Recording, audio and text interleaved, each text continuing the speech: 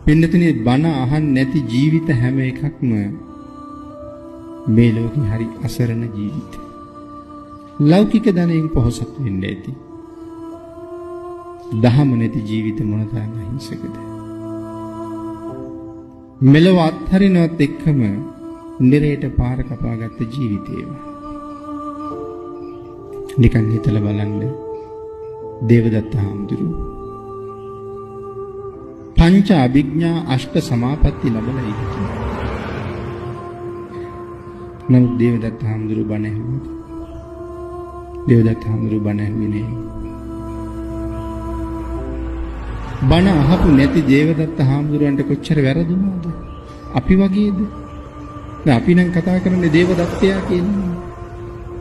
දේවදත්තයා කියලා කතා කරන්න ඔබටත් මටත් සාධාරණ අයිතියක් ඕනේ.